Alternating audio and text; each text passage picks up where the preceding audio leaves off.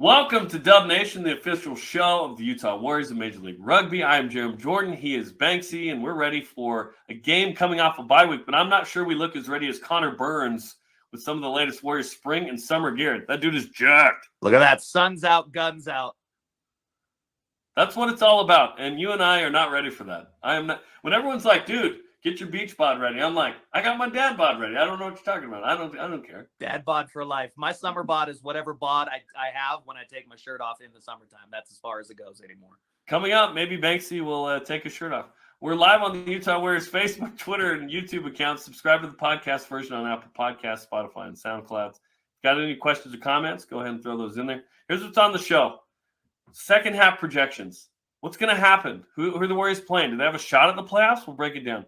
Bailey Wilson, El Capitan, will join us from D.C. ahead of the game with Old Glory, which we will preview. First time the Warriors have ever played out in D.C. We'll recap Week 10, preview Week 11. Our player profile this week is Tyler Fisher, and we will talk to the former Utah Jazz Bear and a guy who's helping out with the game day experience with the Utah Warriors, Jon Absey. He's got some great stories. Great dude. Can't wait to talk to Jon. Loaded program. Okay, let's jump right into it with second half projections. 8 games left. Obviously, the Warriors went 2-6, 13 points. It's not going great. Sean Pittman was let go. They've got a lot of work to do. So 4 road, 4 home games. Top 3 teams in the league are in this conversation. 2 teams who haven't even won a game. Old Glory DC, one of them. So let's walk through this schedule as we look at it. Okay, so obviously Old Glory DC, Seattle at home, at New England, perhaps the toughest game in all of Major League Rugby.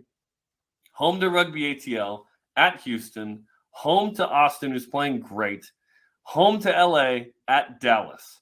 8 games left. What's your projection of what you think could happen here in the second half, Banks? I think having 4 out of the last 5 at home, or 3 out of the last 5 at home, is going to be massive for this Warriors as they try and make a run. Getting Seattle, Rugby ATL, Austin, and LA at home might be just enough of an advantage if Dub Nation shows up and gets loud to pull these boys through to fight for that 3rd spot. I mean, you look at this week at DC, every game's a must win, but that's a very winnable game. Seattle has looked beatable, but they've also looked completely invincible. Free Jacks, top of the table. Rugby ATL, 2nd in the East, but we get them at home. Houston always plays tough, and this will be a rubber match. The Warriors will want to get some revenge for what happened at Zions Bank Stadium. And then you get the West leading Gilgronis and the 2nd place team in the West, Giltinis, back-to-back weeks at home, though, and then a very winnable game against the Dallas Jackals to close it out on the road. I could see the Warriors really going 7-1 through this stretch. If I had to pick who that one was going to be, I don't know if I could do it on this schedule. It could be anybody. Right. And let's be honest, we're talking best-case scenario here. As currently constituted, the way the Warriors are playing, they're not going to go 7-1. They've got to change things, right? And that is the plan. That is the plan. That is what they worked on during the bye week. That is what they're going to try and figure out against Old Glory DC. This team is totally capable of doing the opposite. If they were 2-6, they could go 6-2, and it wouldn't be a shocker, honestly. So that's what they've got to figure out. Yeah, as we look at it, it's like, okay, at DC, that needs to be a win. Seattle at home, that's got to be a game that it was competitive up there. You gotta take care of home field. At New England, that of all the games feels like the most likely loss given the way New England's playing and the distance, right? Rugby ATL at home, that's a very physical team. That's going to be a tough game. Like if Vegas made odds, the Warriors would be dogs in all of these, right? At Houston, you can go and win that game. Austin at home, Austin's playing great. But last year, that was the most complete 80 minutes that Utah had. Can they do that again? LA at home. You've already won on the road. You've got that confidence. You beat them at home last year, and then at Dallas. So I could see a 6-2 scenario. My fear, Banksy, is that 6-2 won't be enough. Let's walk through it. With 13 points, you've got to get into kind of this range. Last year, 47 points would have been enough to make the playoffs in the West. It needed to be 51 in the East, by the way. For the third, we're talking the third. Only 2 made it last year. So you probably need to go 7-1 or 6-2 with a bunch of bonus points. It's a 6-2 minimum. The wild card here for this Warriors team, and they were the number 1 team in the league last year, is if they do lose, can they scratch bonus points out of any of these games? Because I think coming down the stretch, that's going to matter. Where we saw it even last year with Austin falling just short behind the Warriors to make the playoffs. Yep. You know, there was less than 3 points in it. And really the difference maker that put the Warriors through was bonus points. So if they do lose a game, keeping it close is going to be crucial. They're going to have to play up to every single one of these teams and really put their mark on this season in a pretty special way for this to happen for Dub Nation. And this is to make the playoffs. Again, it used to be the top 2 teams, top 3 teams now. The 2 and 3 play each other. The one has a bye. We're talking about just being third. I don't really see a way where the Warriors are the 1 or 2 seed. Like, it would be the 3 if it happens at all. I mean, there's going to have to be some serious wand-waving magic if it were to happen. You're talking complete and total collapses from these top-of-the-table teams for us to be able to catch some of these guys now. So, you know, it's going to take everything that the Warriors have to get it done and maybe a little bit of luck. I just went to Universal Studios last week. I could have gone to Ollivanders and got a wand. Maybe you should have. I didn't. That's my bad. Maybe I can just order one online. But, it's going to be a certainly compelling last 8 games. There was a change with head coach. There's a change in the lineup this week. Some guys are banged up. But they're mixing it up. This team's going to win. They're not going to go 2-6 again. I can all but promise that. Like, this team is too good to do that again. But when you look on paper, the only games that, like, this team on paper against that team on paper are DC and Dallas, the wins. It's gonna take this team climbing out from we are not that team. We are a different team. So what do you see on the pitch, Banksy, that a little change here or there will make a big difference? I really think it's just ownership by the players at this point. Like, the X's and O's for this team have put them in positions to score tries early, to put games away late. Like, they've been in the right position on the field to be able to scrape out a lot of these wins. But what's missing is that Mamba mentality, for lack of a better way to put it. You know, Kobe kind of made that mentality famous, you know, MJ before him. The Warriors have to find that attitude. We've heard from Lance Williams and several other guys about going to a dark place. Well, they're going to have to live there for the next 8 weeks to get it done. So that's the one side of that. The other side of it is I think there's going to have to be a change in strategy where they've kind of been playing with this mixed bag of a Northern Hemisphere style kicking game and wanting to play through the hands from any position in the field.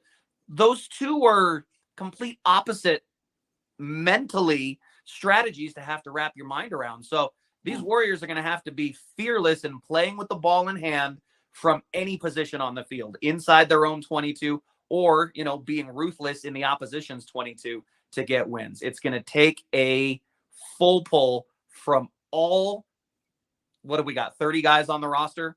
All 23 guys on the game day roster to get this done. And it starts tomorrow night at Old Glory, DC. We now welcome in the captain of the Utah Warriors, Bailey Wilson, of the program from our nation's capital in the DC area. Bailey, what's up, man? Hey, Jarom, how you going? I'm great. How was travel out to DC? This is the first time the Utah Warriors have ever played Old Glory, DC on the road. Yeah, it wasn't too bad, actually. Got up early this morning, so it's been a long day, but now we're here, we're settled in and just, ready to go. So I know you guys just got done with Captain's Run a little while ago. How's that going? How'd that feel with the boys getting your first hit out after the bye week? Yeah, it was actually great. Yeah, the boys were fresh. We got out there to Segra Field and was short and sharp, and the boys looked on, and we're ready to go. Everyone's keen and ready to rip in. Certainly there's a lot of work to do here in the second half of the season, as we were just talking about. But you're coming off a loss. You had to sit on that in a bye week.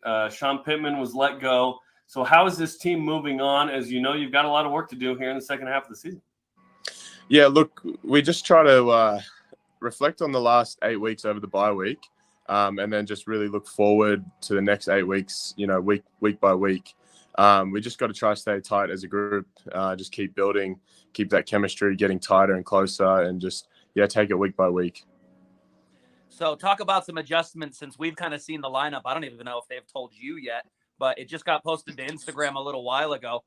Obviously, the second row has been devastated by injury with Saya's shoulder, with Tree doing in his arm as well. So Yuri moves into the second row alongside Thomas. How does that affect the way you guys game plan now, having two very mobile second rowers?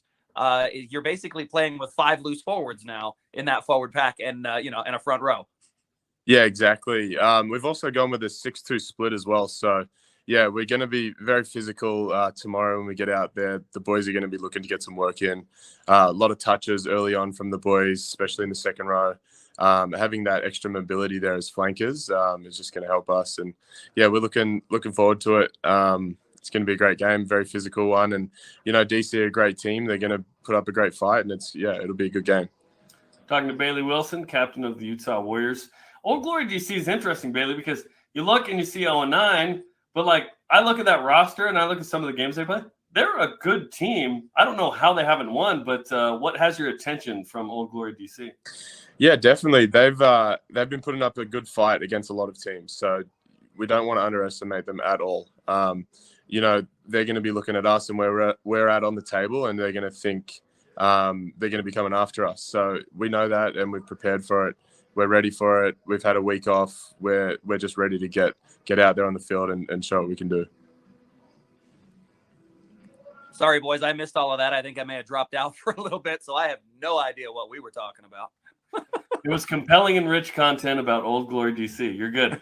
Okay, so last season, Bailey, this was a crazy game against Old Glory DC in the first ever matchup. You guys had to score a try late and get the conversion to win. What do you remember from that crazy night? Oh, man, yeah, that was Mika Cruiser, I think, ran in at the 80th minute. And then I can't remember, Hagen Schultze or whoever kicked the final field goal. It was a crazy game down to the wire. Very physical match. It was probably actually one of the most physical games we played last season. So I'm sure tomorrow's match is going to be very physical as well. But yeah, it was a great game. It was a great game. Talk about some of the new guys that are on the squad on the match day 23 with Zion and a couple of other guys that could, see their first minutes for the Warriors. How are those guys fitting in now with the game planning going forward? Yeah, look, I'm actually very confident. The whole team's very confident in these boys. They've been working hard all season training. They know the game plan just as well as anyone does. So I'm keen to see how they go. I know they're going to go well. They're very eager and they're going to bring a lot of passion and enthusiasm. So we're excited to see how they go. Give us a sense of what some of the guys who are now getting more minutes, getting inserted in the starting lineup due to notable injuries. Obviously, Paula Sike had a pregame scratch, didn't make this roster, and Mika Cruz coming back, but the readiness of the other guys who are itching for an opportunity here. Yeah, look, I mean, they've been ready all along. It's a very physical game. It's a long season, so they know right from the get-go that they've got to be ready. It could be week 1 that they're going to come in. It could be week 9, right? They're ready and they're prepared, and we back them 100%. So you haven't missed many minutes all season long, Cap. How are you feeling now after the bye week? Have you had a chance to kind of settle, get some good food in you, get some time with the family? What'd you do in the off week to kind of recharge here at the halfway point of the season? Yeah, definitely. No, up until the bye week, the body was very, very sore. So thankfully that bye week kind of let me recover a little bit. No, actually I didn't do too much over the bye weekend. I stayed at home, just got around the family, saw some mates, and just kind of laid low and just hung out, recovered. There's a lot of travel in this long season, so it was just quite nice to actually just have a weekend at home.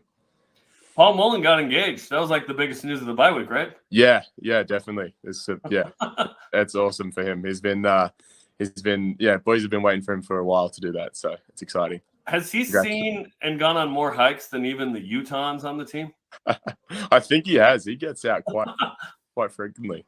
That's I'm awesome. surprised I didn't run into him. I was in the same part of the world he was for the weekend. We spent the weekend with the family down in Kanab, and I love the cheek. The knee finally gave out. He says, Yeah, that's the only reason he got down on one knee and finally put a ring on it.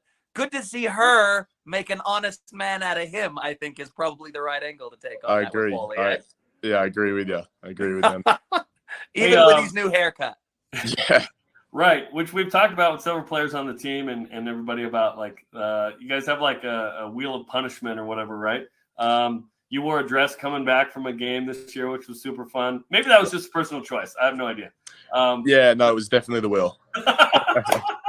What's like the weirdest thing on that, or like to you the worst punishment for one of the things that would earn a punishment? There's a few interesting ones on there. There's a dance video. There's a solo song. There's wear a dress through the airport on the way home. It kind of depends on the person. Most of them are designed to embarrass yourself. Usually to embarrass yourself, or some sort of punishment, which is a good laugh for the rest of the team. So it's actually great team bonding. So if someone else were to draw the short straw, let's just say one of the boys with a great head of hair, Mika, Mikey, Lance, Caleb, any of those guys, who's gonna you think react the worst to maybe having to get a new little fresh haircut? Oh, who would be the kiss of death to get the haircut? I think it would be Caleb. I would say Caleb. Really? I don't think he would. Yeah, I don't think he would touch his hair. There's a few of them though. There's a few of the boys, so they have the opportunity to buy out, where they can pay $20 and not spin the wheel, and that goes towards our end of year function. And I think those boys will be buying out every single time because they don't want to take the chances. Well, just for the record, I ain't got it like that. So listen, $20 is cheap. Like, you know what I mean? Like, it's worth it for a haircut like that. You'd rather pay the $20. So, like, all jokes aside, I know it's a big thing for accountability. Has it been fun having that kind of wheel, not really of punishment, but just accountability for morale as something light to kind of, recharge and kind of unify the locker room? Because everybody's gotten a piece of it at this point. Yeah, definitely. It's huge. I mean, things like that, those little things that just can build the chemistry of the team and just get the boys around each other are just great. And it's awesome. It helps the boys be accountable, and then when they're not, everyone gets a laugh. So that's awesome. Great. Okay, so this is the beginning of the second half of the season. You guys believe you're a playoff team. You believe you're similar, if not better, than the team that went to the playoffs last year. So 8 games left. You certainly probably statistically need to go like 7-1 or 8-0 to make it happen. Obviously, it starts with one game, but what are some of the keys for this team to give itself a shot, Bailey, to get back in the playoffs? Yeah, look, firstly, I'd just say converting in the gold zone, right? We need to be more clinical there. And then also just starting strong, starting fast. We're renowned for being the comeback kids, but it gets a little bit tough when you leave every game to the 70th minute to try and win it. So we need to get on the board early and just convert when we're in the gold zone. I think if we can do that, I genuinely believe that we can make the playoffs. We can make a push for it. So I'm excited to see what we can do. So we see a lot in those final minutes. It's guys like Mikey and Mika, Caleb, guys like that are interjecting themselves in those final minutes as leadership. Who are those emotional leaders on the field that in the first 20 minutes are going to get you guys gassed up and ready to go? Who are those guys that give the team the spark from the inside? Yeah, definitely. There's a few different guys. Lance Williams, I think, would probably be one of the first ones that comes to mind. Yeah, he really gets the boys hyped up and gets the energy going. Mikey Taylor as well. Like when he talks, boys just listen.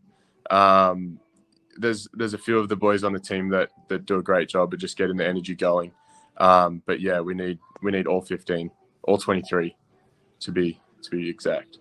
I love seeing Mikey come up in the scrum, in the breakdown, because then it's like, oh, he's getting antsy. He needs the ball. which is always a telltale sign. Well, best of luck against Old Glory DC. Hoping for a win and safe travels back home in a couple of days. Good luck. Yeah, cheers. Thanks, Jarom. Thanks, Banksy. All right, let's recap round 10 in Major League Rugby. It was a bye week for the Warriors, so let's talk about it. LA Guillotines rout Rugby United New York 43-0. That was crazy. New York's worst loss ever. LA reemerges as a title threat. Game-winning score was in the 12th minute.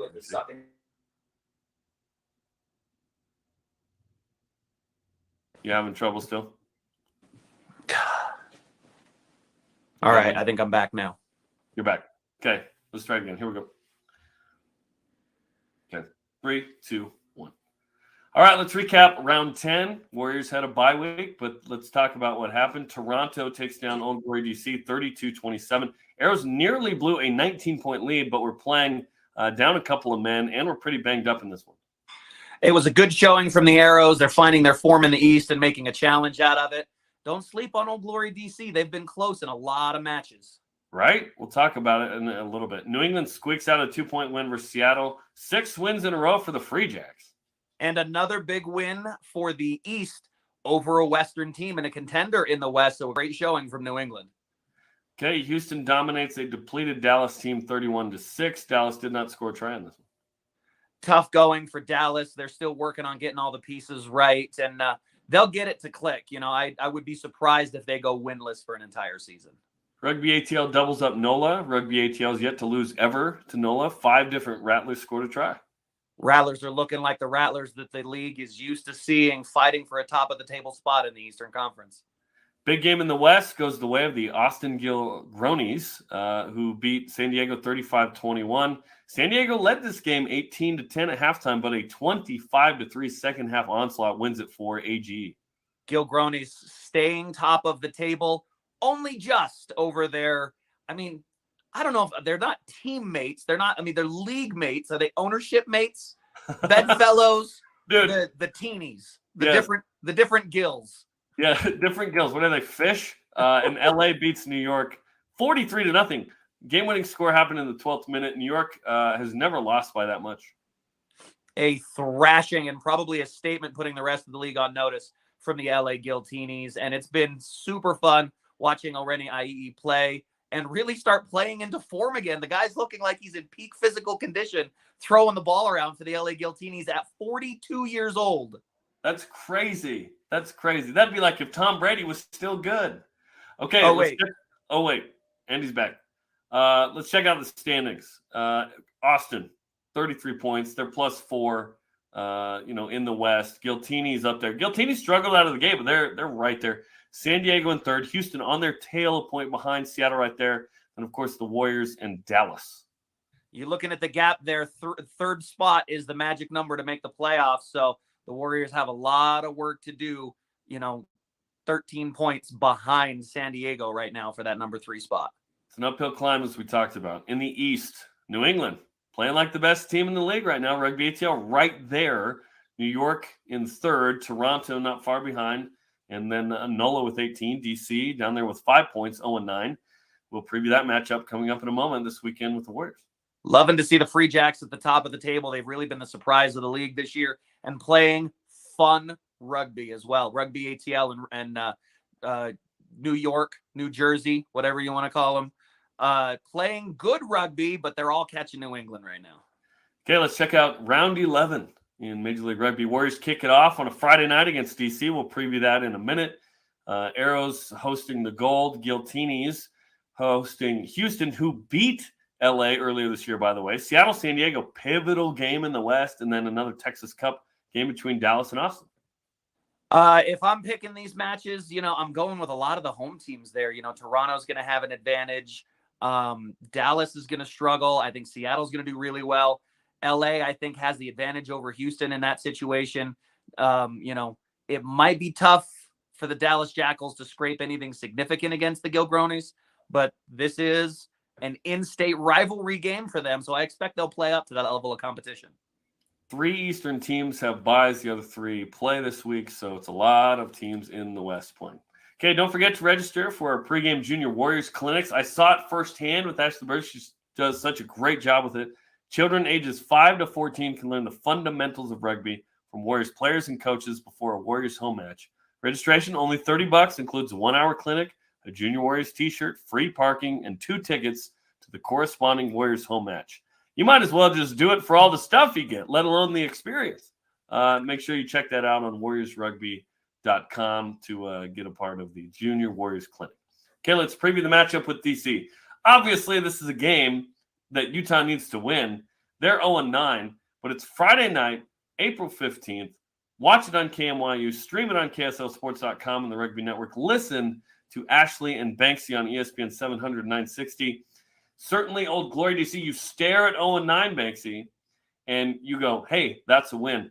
Utah's got to show up in this one because there's a lot going on with this team. We've seen the lineup as well. That man now, Saunders, not in the lineup. Polisike, not in the lineup. Jamie Lane, not in the lineup, right? There's some notable injuries right now. There's a lot of missing pieces and a lot of shuffling around. The depth in the back line is really showing through for the Warriors right now with Cliven Lobser out and Mikey Tail sliding back to that 15 spot. But the big question is going to be, can this tight five, can that front row and second row with the pairing of locks having Yuri Van Buren and Thomas Tuivasa starting in that 4 and 5 position really gel and do the hard, gritty work? Can those two at 4 and 5 be the enforcers in and around the ruck to clean out the opposition loose forwards, to really set that platform to get the ball into our playmakers' hands? That's been the difference, I think, this year in the level of play we've been able to achieve, and it starts with that tight five work. Bailey Wilson talked about it. They got to start fast.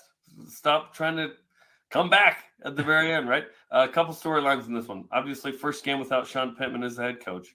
Looking to snap a 3-game losing streak. And this is the first meeting in D.C. because, as you may recall, as we talked about with Bailey, crazy game last year in Harriman on May 8th where Utah won 34-33. It was a try by Mika Kruse and a conversion by Hagen Schulte that won it in extra time.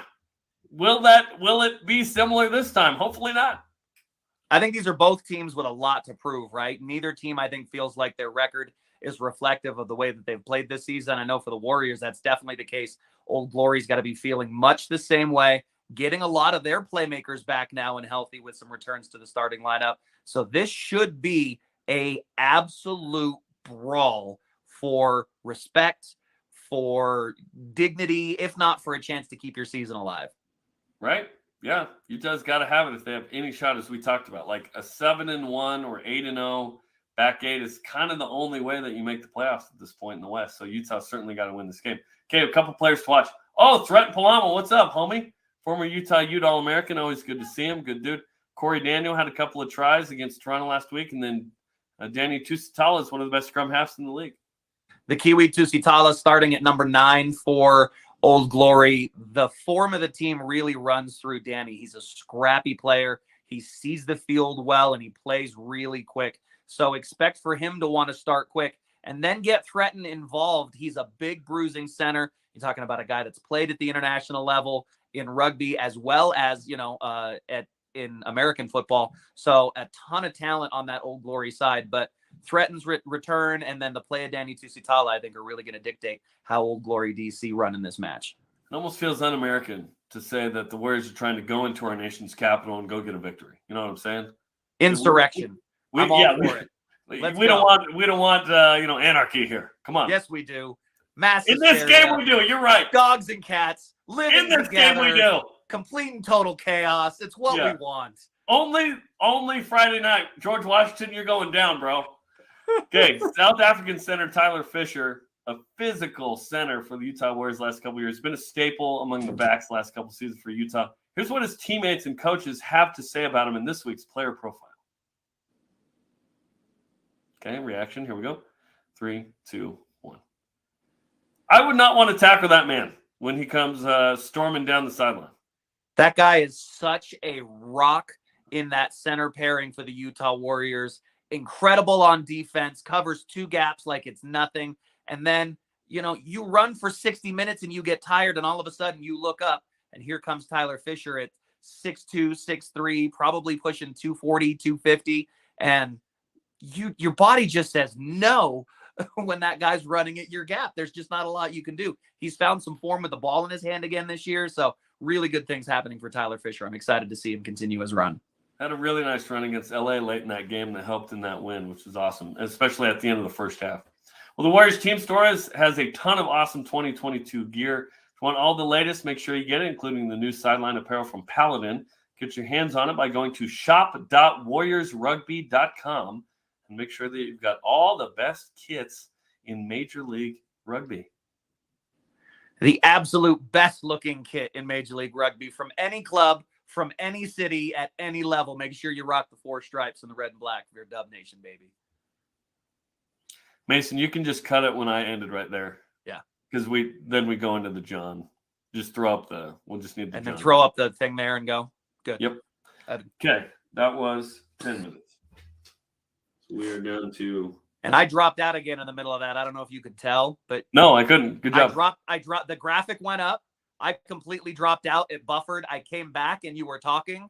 And about 10 seconds after I came back, you threw right to me. And I'm like, oh, well, that was fortuitous. That's funny. That's funny. Okay. I don't know what's going on with my internet in the house. It's been jacked the last couple days. That's all right. Okay, so now we have 10 minutes for the pre-Bailey stuff. That's the last part. So this is the open to Bailey right here. Yep. So we'll tease that picture of Connor. Yeah. Thank you. Just like that. That'll be the kind of intro there.